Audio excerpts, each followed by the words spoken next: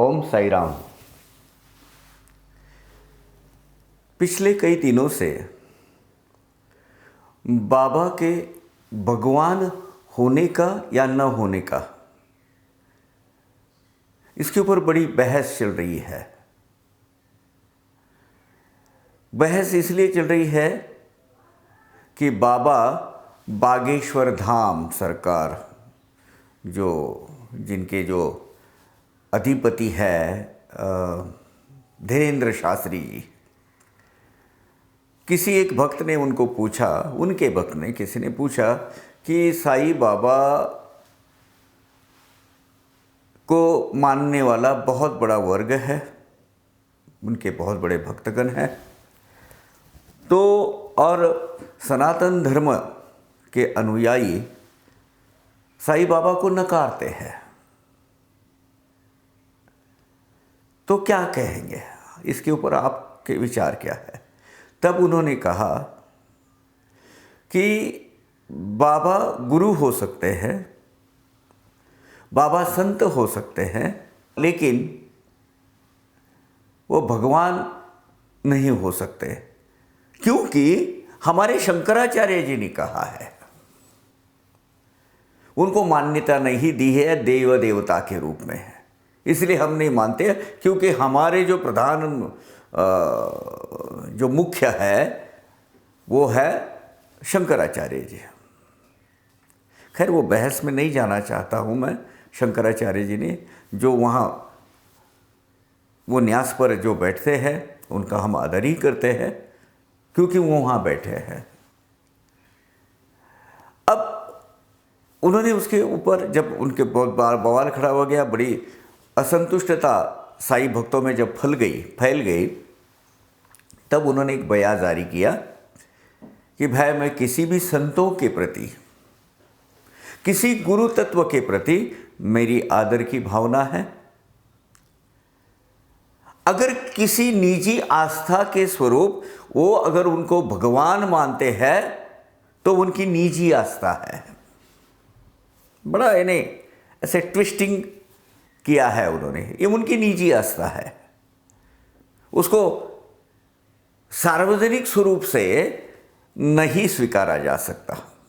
इसका मतलब यही है, निजी आस्था है।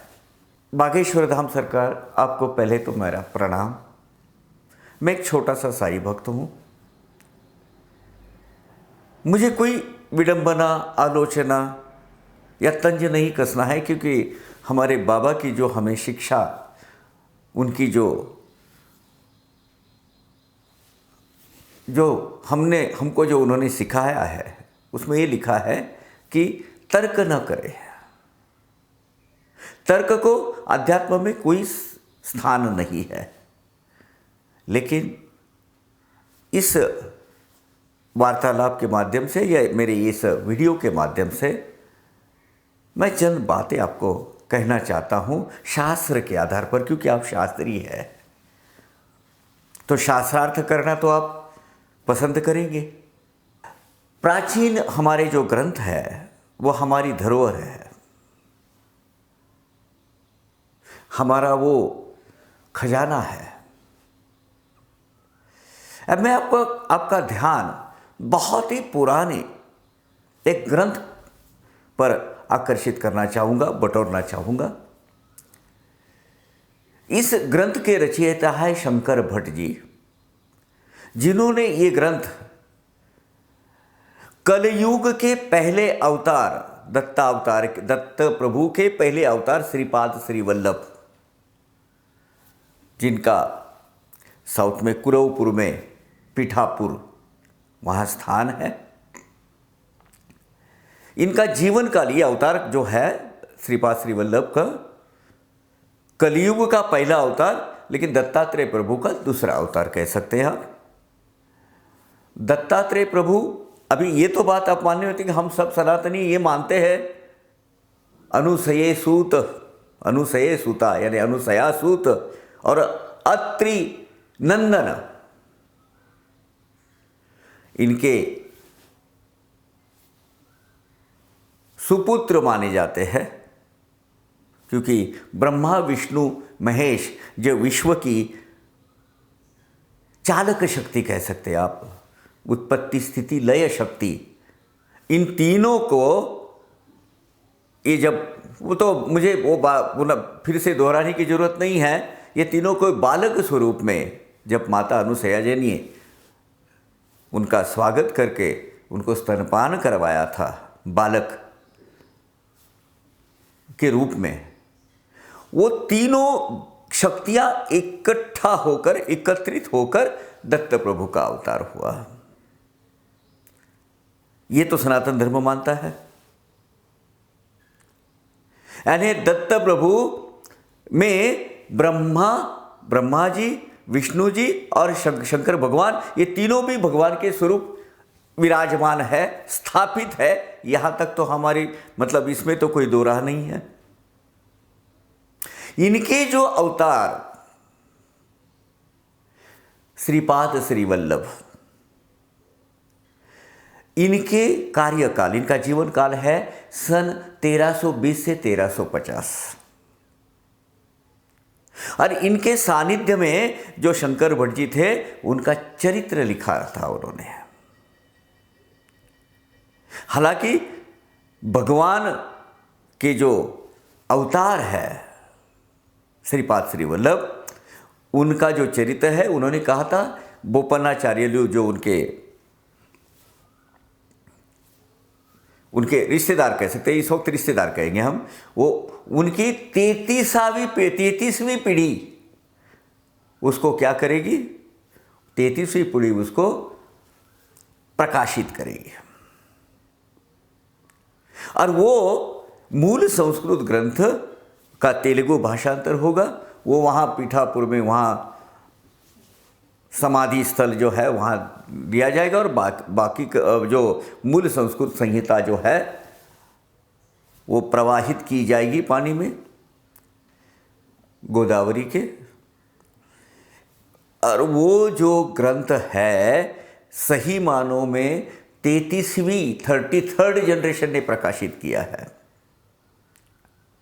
उसका मराठी, हिंदी, इंग्लिश सभी भाषा में भाषांतर हुआ है। मैं आपको बताऊं, ये है वो ग्रंथ इसका ये मराठी वर्षन है श्रीपाद श्री वल्लभ का। और इसमें आगे आने वाली, ये 1320 में लिखा गया, 1320 से 1350 के दरमियान लिखा गया। आज 2023 चालू है, 700 साल पहले इसको नकारने का तो कोई किसी को हक भी नहीं बनता है ना। और इसमें बहुत सारे रहस्य उजागर किए हुए हैं भगवान के श्रीपाद श्री वल्लभ ये अवतार ने। इस ग्रंथ के 90वें अध्याय में पृष्ठ 83 पर एक बात लिखी है, जो मैं हाईलाइट किया हूं, वो आपको मैं बताता हूं। वो अपने एक भक्त तिरुमल दास, जो रजक कुल में थे, रजक कुलोत्पन्न थे, उनको कहते हैं, हे तिरुमल दास, तू आगे चलकर महाराष्ट्र देश में फिर से अवतरित होगा, रजक कुल में फिर से जन्म लेगा, यही कुल में, और तेरा नाम गाडगे महाराज रहेगा, और दलित और दुखी जनों के सेवा तू करते रहेगा, और उससे तू पुनीत हो जाएगा। और धिशिला नगरी, उस वक्त आज की जो शिरडी है ना, बागेश्वर धाम जी सरकार महाराज, वो आज की जो शिरडी है उसका नाम धिशिला नगरी है। और श्रीपाद श्री वल्लभ प्रभु कहते हैं कि धिशिला नगरी में साईं बाबा इस नाम से यवन रूप के वेश में, यवन रूप में, मैं समर्थ सदगुरु स्वरूप में फिर से अवतारित होगा, मैं अवतारित होगा फिर से। अवतार, अभी आप ये मानते हैं संत और फकीर और अवतारी पुरुष यानी भगवान का री इनकारनेशन, ये मान्य है। अपने साई सनातन धर्म को ये मान्य है। अवतार यानी साईं बाबा कौन हुए? भगवान विष्णु, महेश एंड ब्रह्मा, ये तीनों भगवान की शक्तियां जिस स्वरूप में विराजित है, ऐसे दत्त प्रभु के अवतार है। ये मैं नहीं कह रहा हूं, ये मैंने नहीं लिखा है, इसके प्रमाण है, ये प्रमाणित ग्रंथ है। 1320 से 1350 में लिखा हुआ, इसमें साईं बाबा का उल्लेख लिखा हुआ है, मैं अवतार लेने वाला हूं साईं बाबा के नाम से, और तब भी ये तिरुमल दास मैं तुझे अनुग्रहित करने वाला हूं। और गाडगे महाराज साईं बाबा को मिले हुए थे। ऐसे कई रहस्य इस ग्रंथ में लिखे हुए हैं कि इसीलिए तो भगवान श्रीपाद श्री वल्लभ ने कहा था कि ये तुम्हारी 33वीं पीढ़ी उसको प्रकाशित करेगी। क्यों करेगी? क्योंकि ये सब सृष्टि के रहस्य, और बहुत रहस्य है उसमें। खैर, ये एक बात हुई। दूसरा एक प्रमाण इस ग्रंथ में ही लिखा है जिसको आप जरूर मानेंगे। आप जिसकी आराधना करते हैं वह शक्ति और भक्ति के स्वरूप हनुमान जी। हनुमान जी और श्रीपाद श्री वल्लभ, इनमें संवाद हुआ है हिमालय में, नेपाल के एक पर, जिस वो ध्यानस्थ अवस्था में प्रभु रामचंद्र की जब आराधना करते थे, वहाँ उनकी और श्रीपाद श्री वल्लभ स्वामी की मुलाकात हुई है। और आदेश दिया है श्रीपाद श्री वल्लभ जी ने कि आप फिर से अवतारित होना है, आप चिरंजीवी हो, चिरंतन हो। आपने श्री राम प्रभु के इतने अनगिनत कोटि कोटि जाप किए हैं कि चित्रगुप्त भी वो लिखने में, वो उतना उसका हिसाब रखने में असमर्थ हुआ है, इसलिए आप चिरंजीवी हो गए हो। लेकिन आपको फिर से अवतारित होना है। मैं आपको वो भी बताऊं, पृष्ठ 270 श्रीपाद प्रभु और हनुमान जी, इनमें जो संवाद घटित हुआ है, वो संवाद में आपको मैं इस माध्यम से आपको बताना चाहता हूं, और वो मैं पढ़ के बताऊंगा। ये मराठी है, मैं हिंदी में उसका ट्रांसलेशन ऑनलाइन करता हूं। श्रीपाद श्री वल्लभ प्रभु कहते हैं, अरे हनुमंत, तू बहुत ही बुद्धिमान है। मुझ में जो शक्तियां हैं वो तुझ में भी है। मैं आगे चलकर नृसिंह सरस्वती अवतार में श्री शल्य पर्वत पर मल्लिकार्जुन लिंग में गुप्त रीत्या, रहस्यमय रीत्या गुप्त मैं रहने वाला हूं अनेक साल तक, अनेक वर्षों तक। उसके बाद मैं प्रज्ञापूर्व, यानी आज का जो अक्कलकोट है, अभी जो अक्कलकोट स्वामी समर्थ महाराज का जो स्थान है, वो यहां मैं स्वामी समर्थ इस नाम से प्रसिद्ध होगा, वहां से मैं अवतारित होगा। ये अवतार समाप्त करते करते मैं साई रूप में तुझ में अवतारित होगा। भगवान दत्तात्रेय प्रभु के अवतार श्रीपाद श्री वल्लभ कहते हैं हनुमान जी को कि मैं तुझ में अवतारित होगा, तेरे रूप में। क्यों? कि तूने अभी जो मुझे कहा, क्या कहा कि मेरा अवतार तेरे स्वरूप में प्रकट होने वाला है, और तू एक समर्थ सदगुरु के अवतार में प्रसिद्धि पाने वाला है। उसके ऊपर हनुमंत जी ने कहा है, खैर मैं थोड़ा सी वो रेफरेंस नहीं देता हूँ, फिर मैं अलग दूसरा उसमें फाटे नहीं फूटना चाहिए अपने मेन इसमें।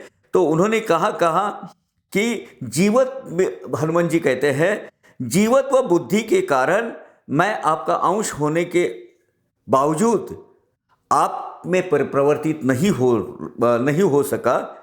आपके चरण यानी प्रत्यक्ष दत्त प्रभु हैं, आप में और मुझ में अंतर हो ही नहीं सकता। मैं आपके स्वरूप में और आप मेरे स्वरूप में अगर ये हो जाए तो मेरा आपके साथ का अद्वैत भाव ये सिद्ध होगा। और इसीलिए अब मैं आपसे प्रार्थना करता हूं महाराज कि मुझे दत्त प्रभु की सायुज्यता रूपी सायुज्यता मुक्ति का प्रसाद दीजिए।